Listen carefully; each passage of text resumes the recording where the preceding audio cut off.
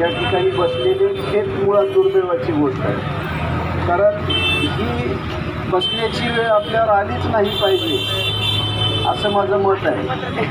पण हे नालायक अधिकारी असतील किंवा इथले राज्यकर्ते नालायक असतील, या लोकांची दृष्टी आपल्याकडं गोरगरिबाकडे जात नाही, सर्वसामान्य लोकांच्या प्रश्नाची त्या लोकांना जाण नाही। आणि ह्या महापालिकेतले अधिकारी तर गेंड्याची कातडी असल्यासारखी आहे। पण हे कसे जरी असले तरी यांच्याकडून कशा पद्धतीनं काम करून घ्यायचं हे आम्हाला नक्की माहिती आहे। मी तुम्हाला विश्वास देतो की येणाऱ्या 2 ते 4 दिवसात जर आपल्याला पैसे नाही मिळाले तर त्याची जबाबदारी माझ्यावर सोडा। या आयुक्ताच्या तोंडाला काळं लावून आपण भारतीय जनता पार्टीच्या वतीने हे आंदोलन करू। पण मला विश्वास आहे की वेळसुद्धा येणार नाही। तुम्ही हा विषय आता चिंता सोडा, 4 दिवसामध्ये हे झालंच पाहिजे आणि ते करून घेऊ आपण। आणि आत्ता यांनी सांगितल्याप्रमाणे ज्या काही सुविधा आपल्याला महापालिकेच्या फंडातून मिळायला पाहिजे, त्याचं बजेट मिळालं पाहिजे, त्याच्या संदर्भामध्ये आम्ही आयुक्तासोबत बसू आणि आपल्या ज्या काही हक्काच्या मागणी ते आपण पूर्ण करून घेऊ। ह्या लोकांना स्वतःला पैसे खायला मोकळं आहे रान, पण ज्या अर्थानं गोरगरीब लोकांच्या ज्या काही समस्या आहेत त्याच्यावर पैसा खर्च करायला यांचं मन धजत नाही। त्याच्यामुळं उशिरा का होईना पण आता हा विषय माझ्यापर्यंत आलेला आहे।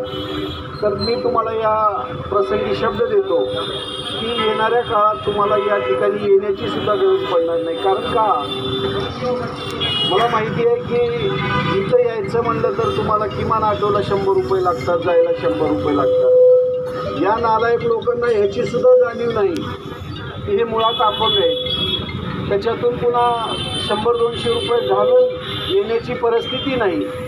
आणि कुणाचं प्रत्येकाचं पोट आपलं हातावर पोट असतंय, ते रोजगार सोडून इथं 2-2 दिवस चक्रा मारायच्या, ही या गोष्टीची जाणीवसुद्धा या लोकांना नाही। पण त्या गोष्टी आपण सगळ्या जाणू शकतो, कारण मी तुमच्यासारखाच गरीब आहे। गरिबीची जाणीव गरिबालाच असते। त्याच्यामुळं मी तुम्हाला यावेळेला नक्की शब्द देतो की जो काही तुम्हाला त्रास झाला, कदाचित हे मला जर एकट्यामध्ये कळालं असतं तर हे येण्याची सुद्धा तुम्हाला 8 परवा दिवशी एका दिवस कसं आहे, बँकेत मागं पुढं होऊ शकतं, त्यामुळे 1 दिवस वाढून टाकला आम्ही, ते तसं राहणंच तयार करला परवा दिवशीपर्यंत 8 तारखेपर्यंत पैसे मिळतील असं म्हणून 132 लोक जे आहेत 132 काय विषय होता आणि मागणी आज जे आमचा विषय होतं दिव्यांगाचा 5% राखीव निधी, जे 2 वर्षापासून प्रलंबित होतं, ते दिव्यांगाचा 5% निधीसाठी आज इथं आमचं तीव्र असं आंदोलन झालं। आणि आम्हाला लेखी आश्वासन देण्यात आलं की 2 दिवसामध्ये येणाऱ्या 8 तारखेपर्यंत RTGS करूत आणि दिव्यांगांना 5% निधी वर्ग करूत, असं आम्हाला आयुक्त साहेबांनी लेखी आश्वासन देण्यात आलेलं आहे।